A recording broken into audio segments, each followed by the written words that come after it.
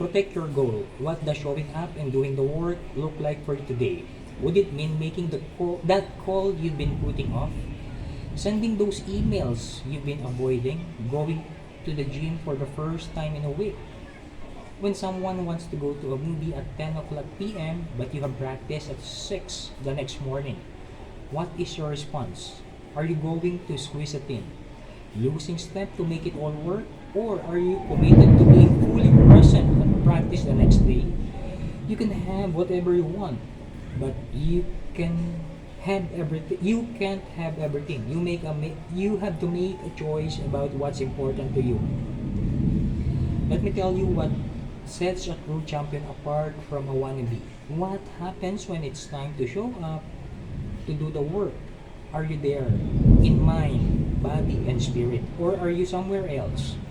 When your friends call to see if you want to take a long lunch on a work day, what choice do you make? If you're satisfied with how things are, you'll say yes. You'll rearrange your work time so that you can fit them in. If you're a champion, the answer is I'm busy. It's not that you can have no friends or no life. It's just I'm busy during work time. Work time is work time. Once I got the rhythm of being accountable to something bigger than myself, showing up for practice wasn't a question. I wasn't showing up for most of the time anymore. I was showing up all the time. And I wasn't just showing up mostly, I was showing up completely. Mind, body, and spirit. I started getting more out of my practice time and began to see my progress double and triple. I was getting better, faster. Any of us can make excuses about why we can't or aren't showing up in a real way to our priorities. But at the end of the day, there's no denying who was there and who wasn't. You can't fake this. You either did the work or you didn't. You were either present or you weren't. And when it comes time to compete, it's clear who has put in the time and who has half-heartedly hoped that their meager efforts will be rewarded with an undeserved victory. Mike Lee is an old friend who I used to hang out with while I lived in Philadelphia. Training for the 1980 Olympics, he was a former skater who was going to college for business. When I would ask him to go to a movie with me, he would say, I can't. I'm studying for a competition, meaning he had a test coming up. He had a work ethic that remains to this day.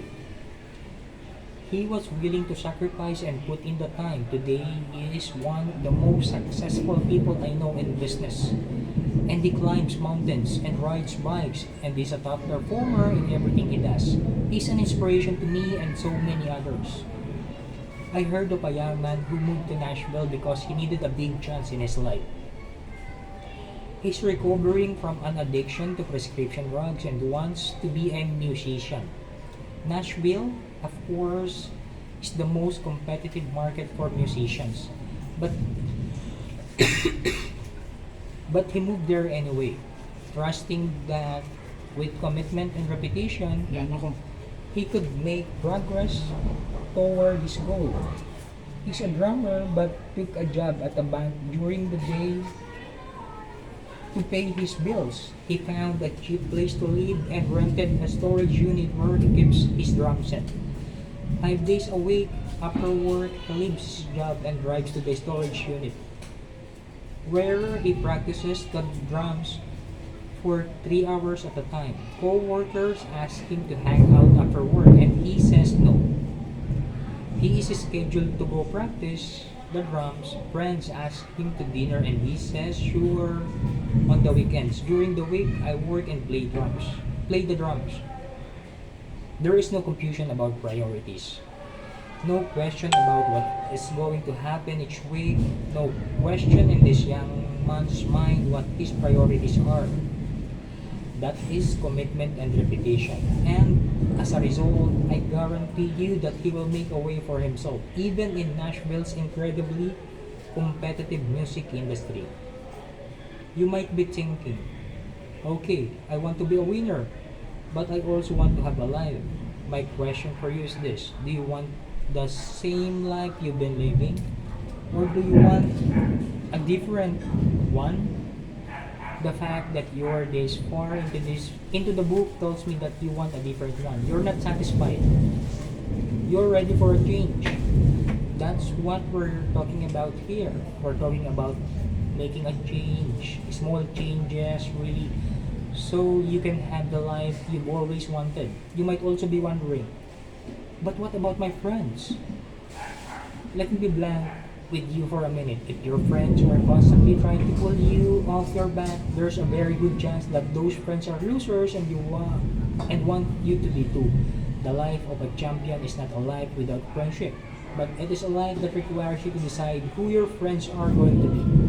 You're not going to choose people who distract you from finishing first with pointless pursuits, such as bar hopping and hanging out until all hours of the night. No true champion has the time or energy for that. You're too busy, too focused. I've read countless accounts of people who have arrived on the shores of this country not able to speak one word of English, who have become magnificent entrepreneurs. So much of it, I think, is that they know that if they don't, they're not going to eat. Necessity is an incredible motivator.